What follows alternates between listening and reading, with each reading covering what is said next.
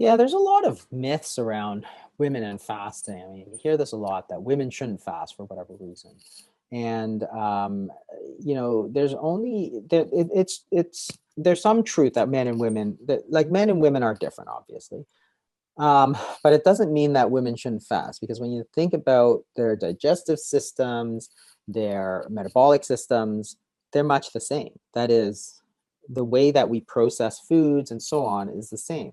Now, there are certainly differences from a behavioral standpoint and a weight loss standpoint. So, a lot of men, for example, will tend to lose weight very quickly at the beginning, whereas women tend to have to go a little bit more slow, like they'll see the more slow progress. But again, it's not something that doesn't work for women ever, which I've seen before. And it's like, because remember, we're talking about the metabolic system, which is, a lot of, insulin and, hormones like ghrelin and so on. And there's slight differences between them. But there's not huge differences. So women, yes, women can still fast. Most of our program is actually women, and some do very well. Some don't do very well, but some men don't do very well too. When you talk about changes in hormones like estrogen and progesterone, those are obviously things that only affect women. And they're important, but they're not affected too much by diets and so on. So it's not like something you have to adjust that you can or can't do or should or shouldn't do. Um, the sex hormones play a huge difference in weight management. That's actually quite true. Because if you think about puberty, Yeah. before puberty, boys and girls are actually very much similar in terms of their weight, in terms of their body fat. After puberty, the boys tend to be very different from the girls because the boys, under the influence of testosterone, tend to gain more muscle. And the girls, under the influence of estrogen and progesterone, tend to gain body fat. So they gain breasts, their hips get bigger. That's just an average over, millions of people. We've known this for ever. So if you look at how much body fat they gain, girls gain about 50% more body fat than the boys. And the main difference is testosterone versus estrogen. And that's why I always think it's so strange that people think it's all about calories, because it's not about calories and willpower. It's not like girls have less willpower and boys have more willpower. It has everything to do with hormones. The body only responds to hormones, not calories. So, there's such a stark difference. And the same thing happens during menopause. There's a lot of people, because of the changes in the estrogen progesterone, they have trouble with the weight gain. You actually see it in studies. The perimenopausal period is actually probably the worst one. It's actually the period leading up to menopause is where you see the weight gain. And But we have the highest amount of menopause, ghrelin when we're in perimenopause. yeah, it is. And then that's where this whole calories discussion is so detrimental, really. I mean, I you see agree. all these health and fitness gurus, it's all about calories, with the implication that it's all about willpower. But it's clearly not, because again, the influence of hormones is so significant. That is, you look at puberty, you look at when you give people insulin, they gain weight. It doesn't matter how much willpower you have, you're going to gain weight when I give you insulin. It's a hormonal thing. Yep. If your ghrelin levels are high, then you're going to be hungry. You're not eating because you have no willpower. You're eating because you're hungry. So the problem wasn't the calories. The calories was just something for the, gurus to blame you for. Like it's essentially what they like to do is blame the victim. They say, "Oh, it's your own fault, right? You ate that donut." It's like, well, why were you so hungry? Because your ghrelin levels were high. So women actually tend to have much higher spikes in ghrelin, and the fasting actually impacts them more than the men. So the men tend to have lower spikes of ghrelin, and the women tend to have higher spikes. But then over time with fasting, ghrelin actually gets pushed down. So they may actually do better over time. It's not immediate, but over time the ghrelin tends to come down more because they tended to go higher. So if anything, if you do it consistently, the women may do better over time, especially during that time where ghrelin is such an issue, right? I mean, the whole thing about calories is that you're looking at the sort of just the end result. You're not looking that one step deeper. I always think that people who are so focused on calories, they're so simplistic. They're all like, it's all about calories in, calories out. Well, let's take one step deeper. Okay. Why are you eating more calories? Because you're hungry. Well, you can't choose to be less hungry. You can't choose to be more hungry. And why is your calories out, which is metabolic rate, low, right? It's not exercise. Most of your metabolic rate is your heart, your lungs, your kidneys, right? It's all about metabolic rate. You can't choose your metabolic rate. So these people who say it's all about calories, they're implying that it's all about willpower. It's all about what you choose. You can't choose to be more hungry. You can't choose your metabolic rate to go up or down. You have to influence the hormones that influence the hunger, which I'll tell you that most of academic medicine believes in to their very core, right? Is very harmful for people because what they're saying is actually that obesity, weight gain is all your fault, right? Exactly. That's the message that gets out there, but it's not true. It's like the hormones are all messed up. So let's fix the hormones, not, you're eating too many calories, you have no willpower, which is what most people are saying, right? And that's where all the negativity comes in. I get hundreds and hundreds of comments from women that are being told that by their healthcare professional. It's, it's your fault, or they won't even talk to them until they lose weight, or they need to eat less, exercise more. I mean, it is so detrimental. It is body shaming. It makes me really sad when I hear it, but I hear it over and over. I hear it over and over too. And I always think that those people actually think they're right too, like the healthcare professionals and a lot of influencers on social media and so on. If you think about it, the entire idea of calorie deficits is just this giant piece of circular logic, right? Because it's like, okay, so this is what they say. In order to lose weight, you have to eat less than you burn. Okay, and they say, oh, that's obvious, right? Well, how do you know you're eating less than you're burning? It's like, because you're gaining weight, right? Well, that's just circular logic. You're defining the problem in itself, right? So, because you don't know how much you should eat, because you eat different than I do, than everybody else does. Everybody eats a certain amount, right? So you're saying that you have to eat less than you burn, but how do you know you're eating too much, right? So you see what I'm saying, right? They're saying that you're getting fat because you're eating too much. Well, how do you know you're eating too much? Because you're getting fat. Well, okay, so A causes B, B causes A. That's circular logic. That is classic circular logic. And that's why people believe it, because it's like, you're gaining weight because you're eating too much. We know you're eating too much because you're gaining weight. There's actually no logic in there at all. It's a classic logical fallacy. But if you repeat it over and over, people believe it's true. So first of all, there's never a calorie deficit, because the energy balance equation, which says body fat equals calories in minus calories out, right, is a balanced equation. There's no deficit anywhere. You have to balance the two sides. So there's three variables. You have body fat, which is a store of calories, right? You have energy in, energy out, calories in, calories out there. So there's three variables that can change. Suppose you reduce your calories in. So that's one of the variables. It's possible that you could lose body fat. That could balance the equation. But it's equally possible that you could simply reduce the energy you expend. That will also balance the equation, right? That is to say, say you eat 2,000 calories, you burn 2,000 calories, your body fat stores are stable. Now you want to lose weight. You go to 1,500 calories in, and the calories in, calories people say, for sure that's going to work. It almost never works, because there's two possible ways you can balance the equation. So you're eating 1,500. You could either continue to burn 2,000 and lose body fat. Yes, you could. That almost never happens. In practice, in real life, and in every single study, scientific study we've done over the last 50 years, what happens is that you eat 1,500, your body burns 1,500, and your body fat stays the same. Actually, it's even worse than that, because what the studies show is that, so from going from 2,000, 2,000 and stable, you eat 1,500, your body actually drops your expenditure to 1,400. Then you start to gain weight. So you lose weight initially for 6 months. As your body adapts, your metabolic rate goes down to 1,400, you're eating 1,500 and gaining weight. And then people say, well, you must be gaining weight because you're cheating on your diet. You're not cheating on your diet. It's because you've dropped your energy expenditure so low. We know that happens. Every single study we've done shows that that is what happens. And yet this is what people tell you, eat less. It just doesn't work, because what you've done is you haven't created the conditions necessary to use the body fat. Remember, what you want to do is to, if you have 2,000 calories in, 2,000 calories out, body fat as a store, right?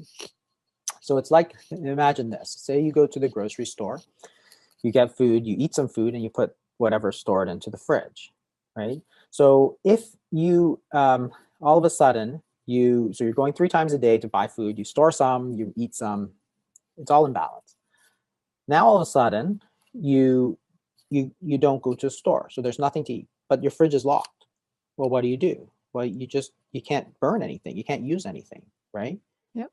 That's the same thing with insulin. If insulin is high, then you can't access your body fat stores. So if you eat constantly and you're eating low fat, high carb foods, insulin is high, you can't access your body fat stores. Okay. So now you look at those three variables. Body fat stores is locked away. You can't get at that.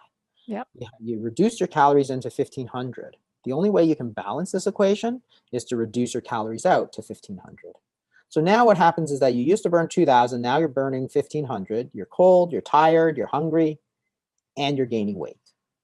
What you want to do is unlock the calories that are available in your fat stores so that you can eat 1500, you can continue to burn 2000, and that 500 is coming out from there. The only way you can do that is get your insulin levels down so that you can get access to that.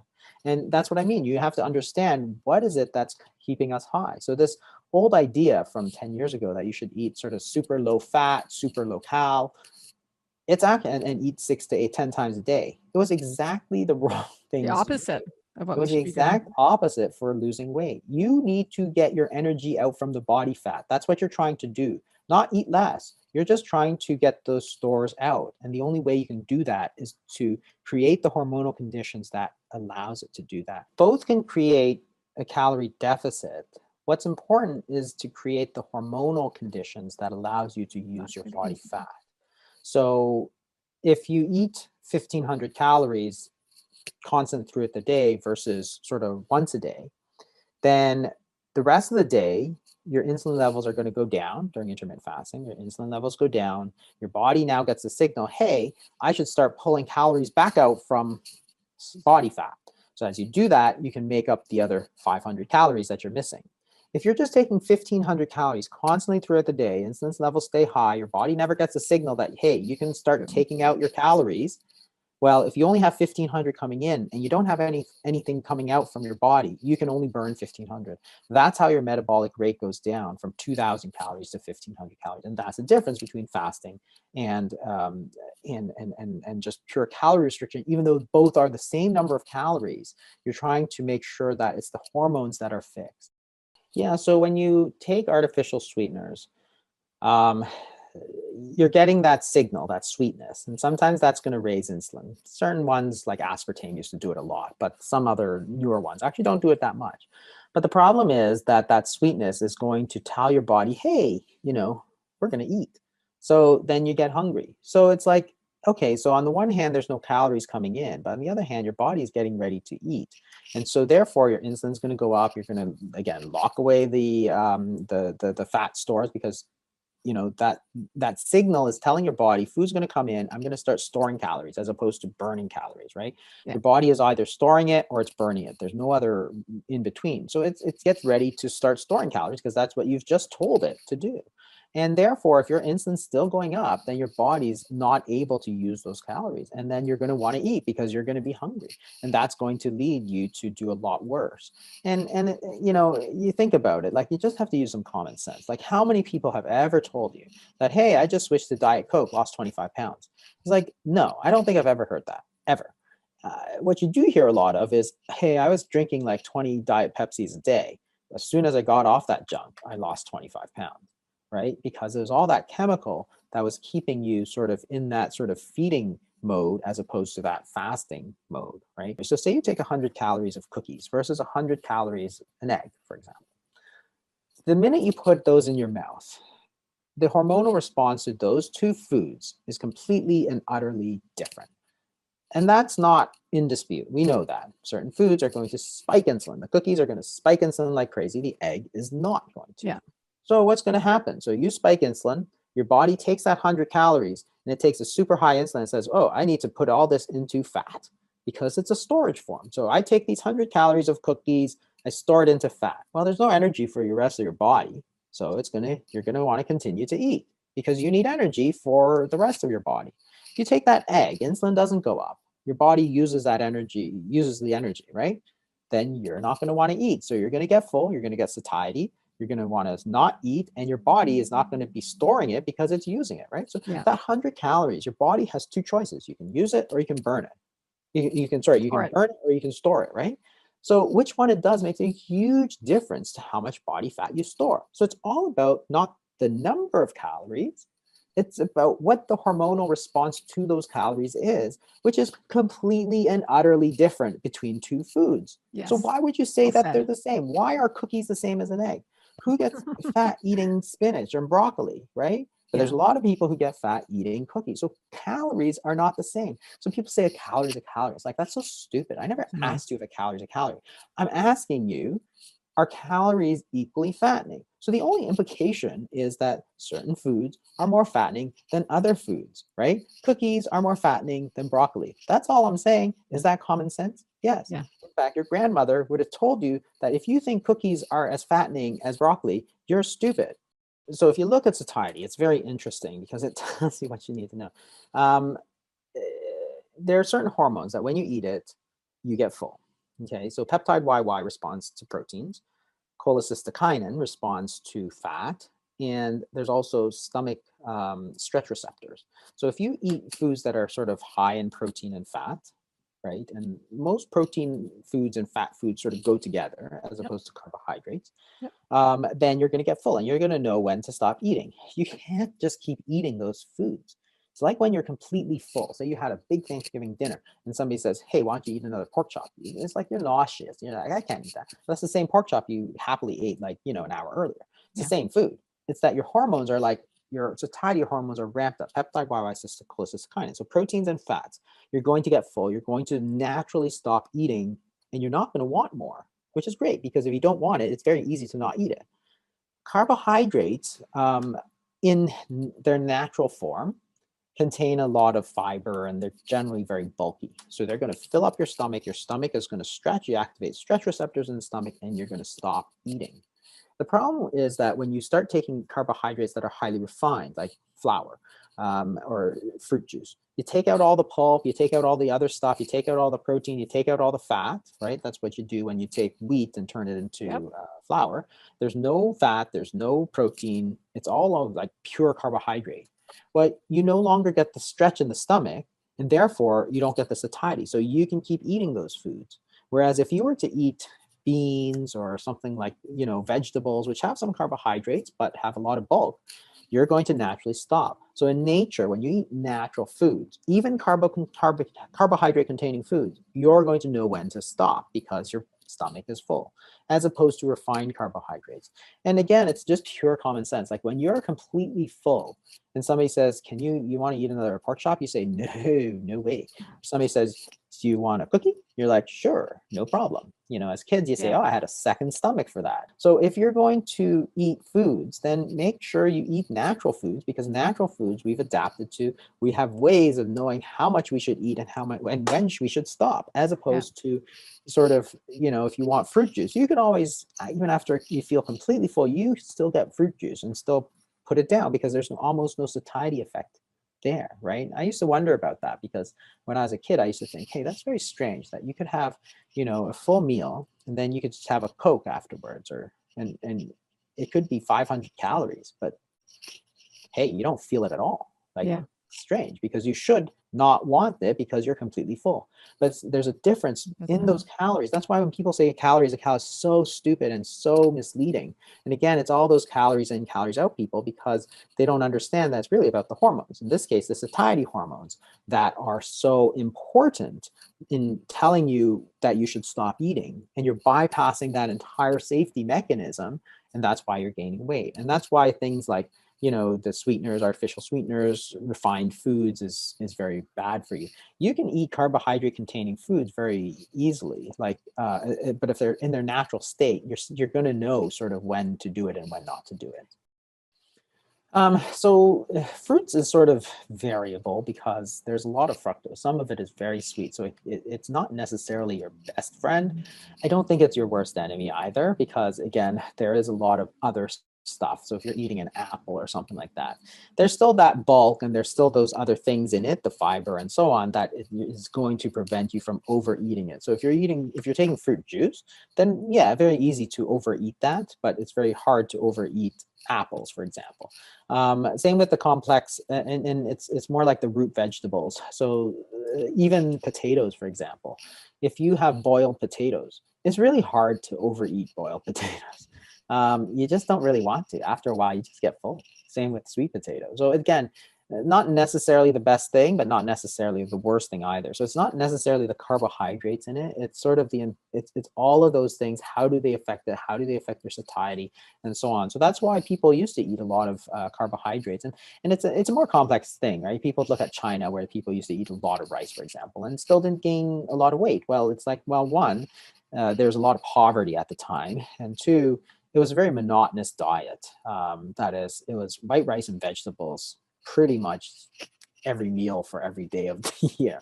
And there's two reasons why you eat. One is that you're hungry and need nourishment, and two is that it's delicious, right? So if you take away the deliciousness, that is, you eat a very monotonous diet. So no matter what you eat, no matter how good it is, if you eat it every single day, it actually starts being not so tasty to you. If you eat white rice and vegetables every single day, pretty soon you only eat until you are full, and after that, you don't want to eat anymore because there's no sort of hedonic enjoyment of it. It's a big difference from now, because now you've got chemicals, you've got, different foods that are going to keep you wanting to eat. And, therefore, a lot of people are eating way past their fullness and eating for the enjoyment of it, which is not to minimize it. I mean, everybody enjoys food, but if you're eating every day past that sort of hunger requirements and into enjoyment, well, that's a problem. That's why these monotonous diets often work. So it's complex. That's what I'm saying, and that's why I always think this whole calories in, calories out crowd, which tries to boil it all down to one single factor that's not even a physiologic factor. That is, the body has no calorie receptors. The body has no idea how many calories you're eating. It's a term from physics, not from physiology. It has actually no implications for physiology whatsoever. The blood tests, the fasting insulin is quite variable. That's the problem. So it will go up and down a lot. And I used to test it, but it was just so variable that you couldn't really make a heads or tails of it, really. And is The it time A1C of is day? useful. Sorry to interrupt you. Is it time of It's day? usually done, well, it changes during the day. So you always do it fasting. Even the fasting yeah. level would be like, today is this and tomorrow is completely Got it. different. And, Okay. and so it wasn't as useful as you'd think that it could be. Okay. So in the end, it winds up boiling down to clinical factors. That is, mostly in terms of watching your diet. You'll still see it in terms of waist circumference and weight and so on.